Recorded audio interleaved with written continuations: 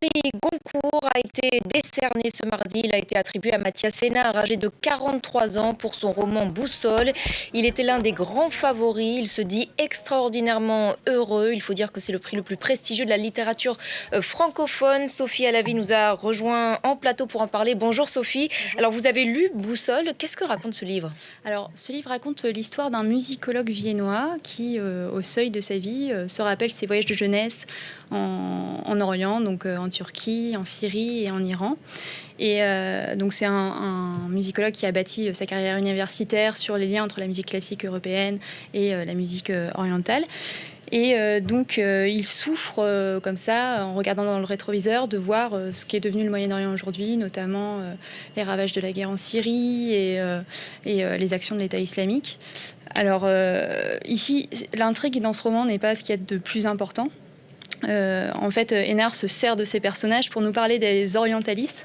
Alors, les orientalistes, ce sont ces hommes qui, de tout temps, ont tissé des liens entre... dont il fait partie. Oui, dont il fait partie, qui ont de tout temps, donc, comme lui, tissé des liens entre l'Orient et l'Occident, donc que ce soit au niveau des lettres, de la musique, de l'archéologie, ou tout simplement de l'exploration et de la pensée aussi. Donc c'est un livre totalement encyclopédique à ce niveau-là, parce qu'il rassemble beaucoup de connaissances.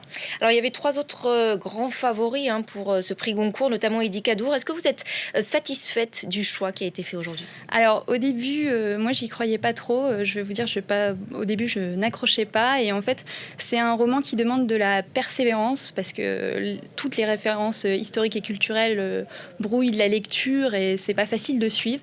Mais il faut s'accrocher et très franchement, j'en suis sortie grandie et j'ai envie maintenant d'aller chercher, fouiller pour en apprendre plus par rapport aux connaissances que sème Mathias Sénard dans ce livre.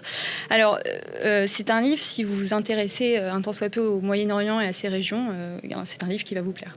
Mathias Sénard avait déjà été consacré par la critique dans le passé pour des ouvrages, donc vous l'avez dit, tous consacrés à l'Orient. C'est donc un hymne à l'Orient qui a été primé aujourd'hui. Alors oui, en quelque sorte. Alors Mathias Sénard, vous l'avez dit, orientaliste, professeur d'arabe et de persan. C'est un symbole fort. Traducteur, oui, c'est un symbole fort. C'est un cri d'alarme en fait face au repli identitaire européen, et c'est une tentative désespérée de se rappeler ce qu'ont en commun ces deux rives du monde.